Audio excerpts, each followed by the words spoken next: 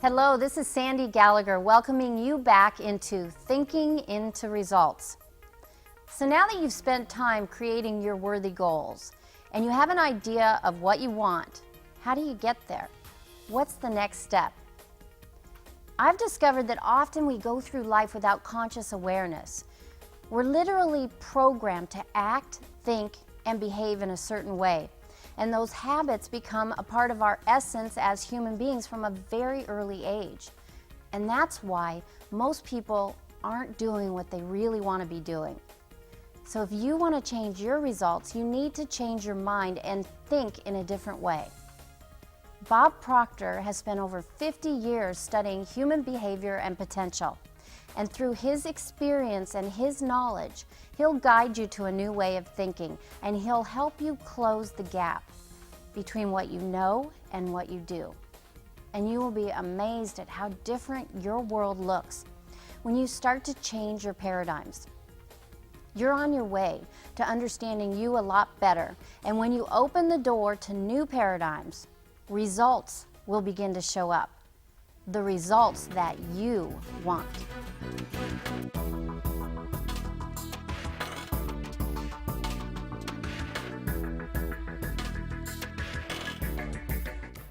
Hello there, we're back again. And the idea that I'm going to share with you could be, without question, one of the most profitable ideas that you ever focus your attention on. I'm sure you do focus your attention on this at times, but it may be more like a passing thought, like a thief in the night. It just keeps on going. And what we want to do is bring our conscious attention to bear on this, focus on it for a few minutes. It's about the knowing-doing gap. There's an enormous difference between what most people know and what they do. Now, when I say most people, I could say almost all people. Because we have been conditioned, we've been raised, it's passed along genetically, it's certainly a part of our early conditioning in our little life. Our whole educational system is based on getting people to know things. We're given books. We study the books. The professor covers what's in the book. And then we're asked questions about what's in the book, and if we remember the answer to the questions, we're going to get a passing grade. And if we do that often enough, we could end up with a degree. And we could be wandering around an encyclopedia of knowledge and yet not be a very effective human being. Some of the most brilliant people in the world never make things happen. And then for some strange reason, you'll find another individual who may be functionally illiterate. They don't know how to read or write, and yet they're multimillionaires. They build multinational organizations. Now, why is that and how does it happen? Well, that's what I want to talk about. I want to talk about the two parts of our mind. The one part that gathers information, and that's the part that school focuses on from a very early age. And people gather information, but they don't necessarily do what they know how to do. And we find as we get older, this gap seems to get wider because we know more and we seem to do less. Now, do you know, that causes enormous amounts of frustration in a person's life. That frustration then is expressed in all kinds of behavioral patterns that is not conducive to profit in an organization or good results in a person's life. And so this is a lesson that everyone, regardless of what they're doing, should pay quite a bit of attention to. To start off, let's go back to the time when we're just little boys or little girls. I remember when I was a little kid, my mother would say, "Bob, why did you do that?" I'd say, "I don't know." See, I was doing things I didn't want to do. It was giving me results I didn't want to get, and yet I was doing them anyway. And then when I was faced with the problem, "Why did you do that?" I'd say, "I don't know." And my mother would say, "You know better?" "I know." "Why'd you do it?" "I don't know." And of course, this progressed on through school. All my school teachers, from time to time, they'd say, "Bob, why did you do that?" And I didn't know. They'd say, "Well, you know better." "I know." "Why'd you do it?" "I don't know." Now, I went into the Canadian Navy as a fairly young man, and this caused me some trouble.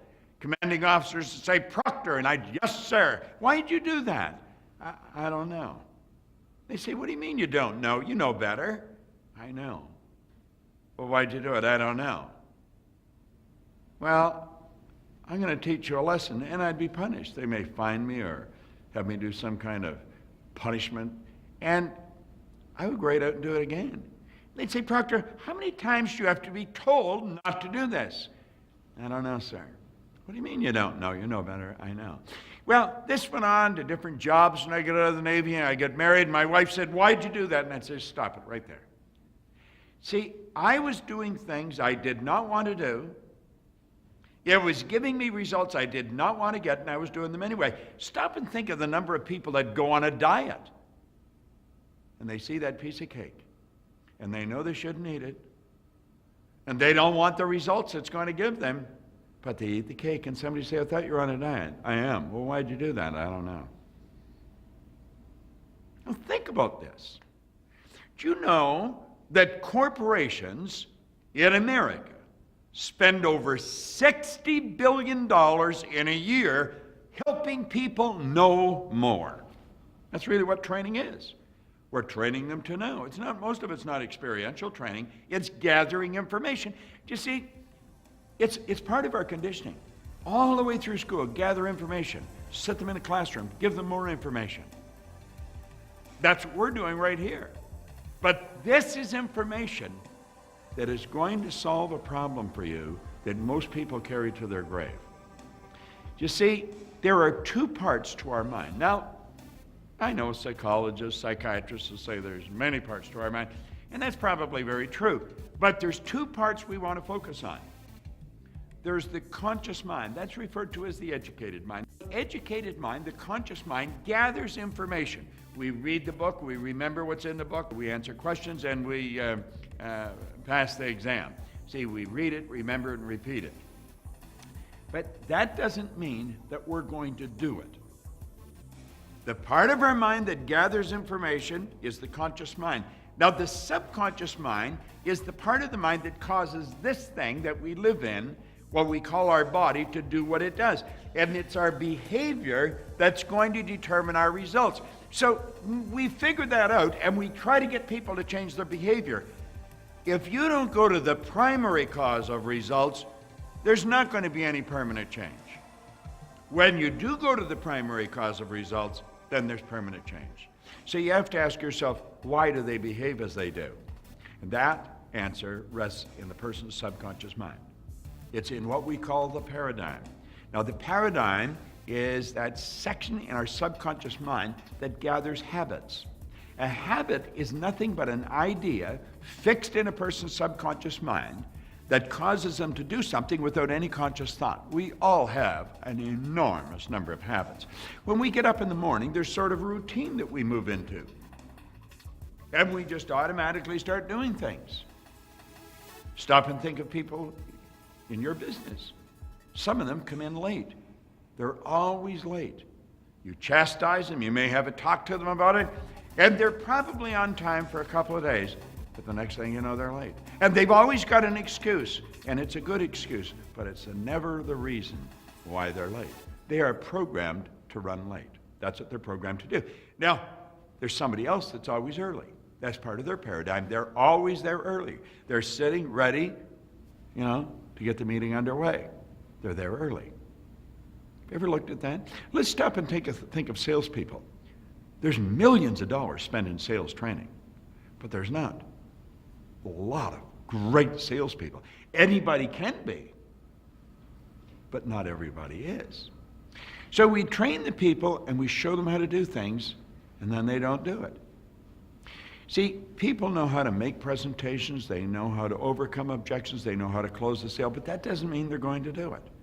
This goes on and on and on. You go into a factory or you go into an office, and you're going to find people that are performing way below the level that they should perform at.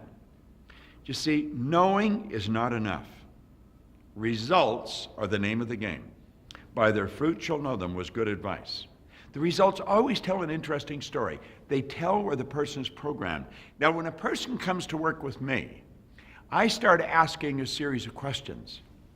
And what I want to find out is, how are you programmed? One of the first things I'll ask people is, what's the most you've ever earned? That gives me an idea of where their mind is programmed with respect to money. I want to try and get some kind of a handle on their history. And there's a pattern to it, and that's all caused by the paradigm.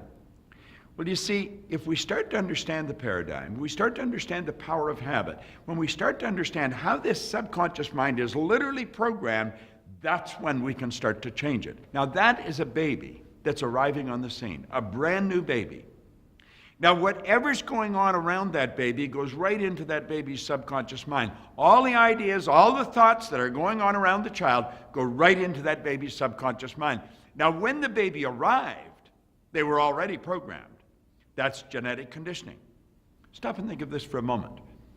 Most of the food you eat, you did not decide you liked. It was given to you before you had any conscious ability to make a decision, some kind of a critical decision, do you like this or not?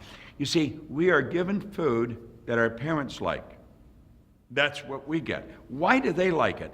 Well, they were given food their parents like. You'd have to go a long way back in the family tree to find out who made the decision for you to do many of the things you're doing. And you say, oh, I don't believe that. Well, if you study it for just a very short period of time, you're not only going to believe it, it's going to be very obvious to you. Well, you see, these habits are passed along from one generation to the next. So when we arrive on the scene, when we make our great debut on planet Earth, we're already programmed. We're programmed. That's why we look so much like our relatives. Our body is an instrument of the mind. So here we are now, we arrive on the scene, and the subconscious mind is wide open. Whatever's going on around that baby goes right into that baby's subconscious mind. And it's repetition that fixes the idea in the subconscious mind. Carl Menninger from the Menninger Foundation down in Topeka said something one time that is very, very important and very true. He said environment is more important than heredity. In other words, the people we're surrounded by have more to do with who we are than what's built into the genes at birth. Now, the baby doesn't have any choice about the environment. They did not choose where they were going to be born. They're just here. And they're being programmed. And that programming goes on for the first 2 or 3 years until the baby starts to consciously think for themselves. But at that time, the programming is pretty well set. And so as energy flows to and through us, the thinking is already there. You see, the person's programmed to think in a certain way. Now, the paradigm is what causes us to behave as we do. Now, we start then at an early age gathering information. We gather more information. And that information is all loaded up in the conscious mind. But rarely does a person do anywhere near what they know how to do. You see, your conscious mind makes decisions. We make decisions based on all kinds of different factors. But, you know, the decisions we make are generally not carried out. We sit in meetings and we decide we're going to do things. We spend all kinds of time strategizing. But frequently the strategy is not executed. Why is that? It's because of the paradigms. Now, if we sat down and we're very open and honest about our paradigms and take a look at our behavioral patterns, we'll say, well, I know I'm not going to do that because I'm not programmed to do it. And if I'm going to do it, I'm going to have to change the programming. Now, that's what this program is all about. That's what Life Success is all about. That's what Life Success Corporate's about. That's what Thinking into Results is about. See, thinking by itself will not change results. You've got to internalize the thinking, and as you internalize the thinking, and it's done through repetition, it's done through a process, the paradigm is changed, the behavior changed, and the results changed. That's what got me into this industry. Many, many years ago, I went from earning $4,000 a year to over $1 million, and it was almost like that. It was such a shocking change in results, I had to know why. Most people would have been satisfied with the results. I wasn't. I was happy about the results, but I had to know why I changed as I did. See, I had no formal education to speak of. I had a couple of months high school. I had absolutely no business experience. I had a fairly bad attitude when I first got into this, and yet my whole world changed. Built a company that operates all over the world. How does that happen? Well, you see, I learned that most of the things we're taught are not true. I was raised to believe that if you don't have a good formal education, you cannot win. That's not true. I don't have a good formal education, but I've won. Now think about this for a moment. If you don't have business experience, you can't win. Well, that's not true. I didn't have any business experience, and I built a company in Canada, the US, and in England. How did that happen? Well, you see, it's because these things happened that I had to start to study this. I want to know what happened to me. Well, you see, I had changed this paradigm. I didn't know what I had done. I was what you call an unconscious competent. Do you know that most people that are real high performers in an organization, the organization doesn't know what they're doing? What do they do that is so different? How come these hard chargers are doing such a good job? Some of the largest companies in the world that I've worked for have spent an absolute fortune shadowing their top performers, trying to figure out what are they doing so different. They operate with a different paradigm. Most people don't know. I had a gentleman come up to me one time in the Waldorf Astoria, a great big guy, and he said, Bob, he said, I've really got to thank you. It was a 3-day seminar. He said, this is the first time I've understood what I did. And I said, well, what did you do? He said, I won the gold medal in the decathlon in the Olympics in Melbourne, Australia in 1957. His name was Milt Campbell. Milt and I became very good friends. But he said, I never understood what I had actually done. We take a look at people that are performing, very, very high performers, and we're thinking, how are they doing it? Some of them aren't that bright.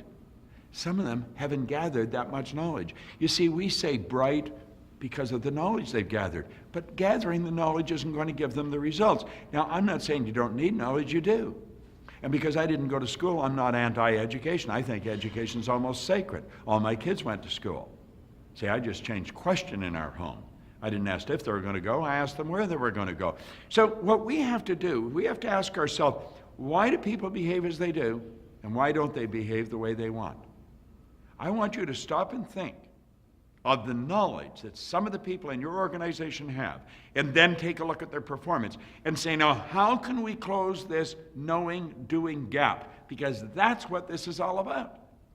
When you watch a person move, study them, watch the way they move, you're going to find that their behavior is habitual.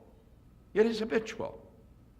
And start to understand that the knowledge they're holding or gathered, it's not controlling what they're doing. Their paradigm's controlling what they're doing.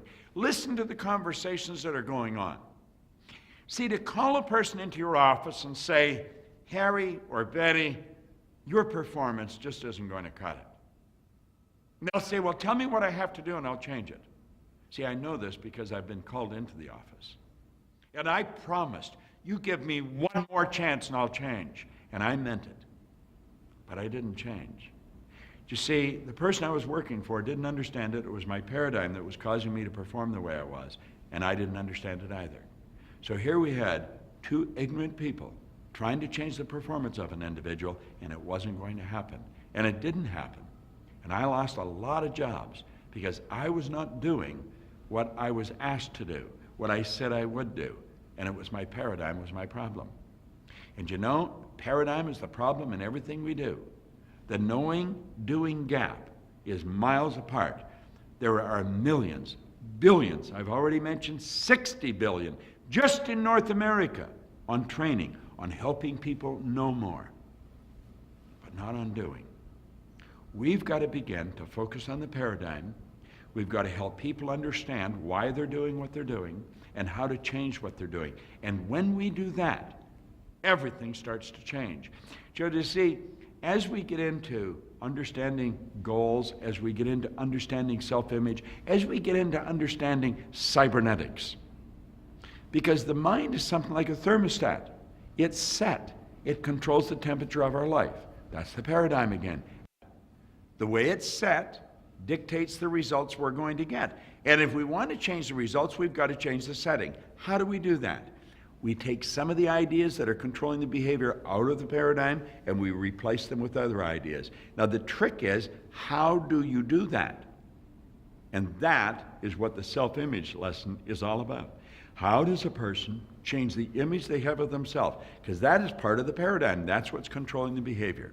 And as we get into that, the whole world starts to change. You're going to love, absolutely love, every module in this program. Thinking into results is without question the most powerful corporate transformational program you will find anywhere in the world. I've often mentioned I've got license to brag about all these ideas because none of them are mine. I have just been a very curious guy, a guy that saw dramatic change in his own life, and I just had to know why. And so for the past half-century almost now, I've been gathering the information, and I'm really enthused about sharing it with you. Spot Proctor, thank you. I trust you're starting to see the power of your mind and the effect that your thoughts have on your results. And not just the thoughts in your conscious mind, but more importantly, the thoughts deep in your subconscious mind. We're starting to learn now about the role of paradigms in both our personal and our professional life. And understanding this is critical to understanding why we all get so frustrated at times. It's because of this gap between what we know and what we do. And that gap is caused by unseen thoughts in your subconscious mind. So if you're not getting the results that you want, it's because your paradigms are controlling your behavior. Change the paradigm, change the results. What is the gap between what you know you should do in a situation and what you're doing? What is your knowing-doing gap? Take time with the exercises in your participants' guide because they will open your eyes to why you do what you do and help you change your behavior for the positive results you're looking for. Now, it's going to take some effort and a bit of vulnerability too, but go ahead, give it a try. I promise you, the reward will be big.